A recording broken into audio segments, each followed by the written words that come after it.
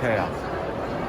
And welcome back, everybody. My name is Raze Chaos. You've made it back to my channel, and I've made it back from Chicago. From the C2E2, you've seen the videos, you've seen my announcements. Boom. It's going. It's on. And while I was in Chicago, something fun happened. WrestleMania happened. And more importantly, WrestleMania inductions to the Hall... the inductions to the WWE Hall of Fame happened. And one of those entries is somebody I've been a long-time fan of, and that would be Andy Kaufman. And so I had to go ahead and do the video on Jerry Lawler because it's the two of them that really made the impact. And a lot of people don't like to...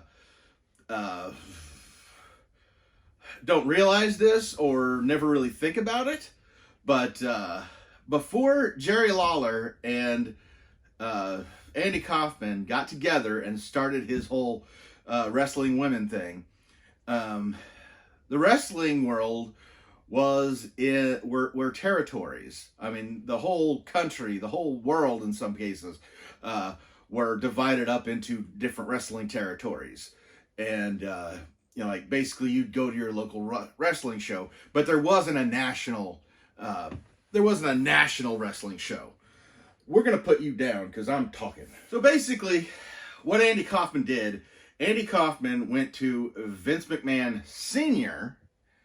and told him his idea of the whole wrestling women thing and being on TV and everything.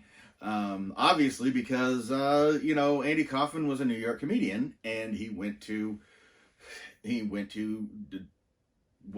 the WWF at the time, or was it WWE?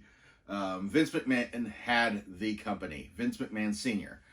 He went to him with this idea, said, this will give you national attention, and you know, this could be a great publicity thing for us. Vince McMahon Sr. was not interested in it. So Kaufman shopped it around for a while, and he went to Memphis Wrestling, which was run by this man. This man thought it was a great idea. Then all of a sudden, the entire country knew about Memphis Wrestling. Like, you had a TV star fighting a wrestler, and, you know, national news was hitting that. And, of course, while Memphis Wrestling didn't have the wherewithal to actually expand into a national product, certain Vince McMahon Jr. Definitely saw the possibilities and pushed him in a certain direction to make wrestling what it is today. So yes, because Lawler and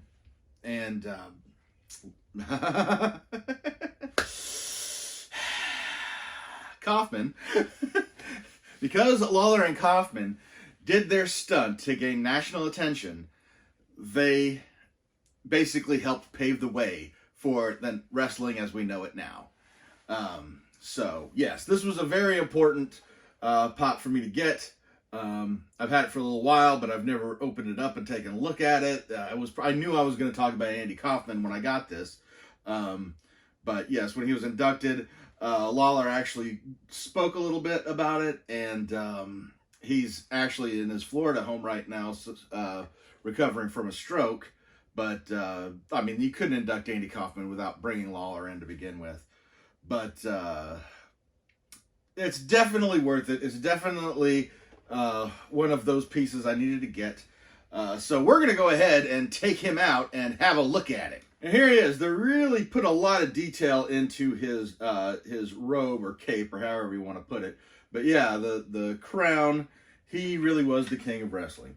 Or still is, technically. Jerry the King Lawler, Mr. Piledriver, Mr. Memphis. He's definitely a legend. He's had a very storied career. He actually started out as an artist. He was working on at a radio station, and basically talked to the owner of one of the promotions, and they agreed, wrestling promotions. He helped them promote their wrestling show primarily by doing the artwork for their posters, and in exchange for training him to be a wrestler. And so, yeah, he is an accomplished artist, and that got him into wrestling, which is what he basically made his career out of. So, yes, every wrestler's got a very unique story, especially the older ones. And that was Lawler's. He at least used to be a regular visitor at the Superman Museum, or Metropolis, Illinois, Superman Celebration. He was a regular attendant of that, which his main home is in Memphis, and Metropolis, Illinois is on the border of Kentucky and Illinois. So, yeah, he showed up there. He's a huge Superman fan and comic book fan as well. So, yeah, it was just right up his alley. So he was all the way in. So, yeah, we have got the Jerry Lawler in all his royal glory. And I couldn't be happier with this pop. Oh, yes. So, let me know in the comments if you watched the Hall of Fame.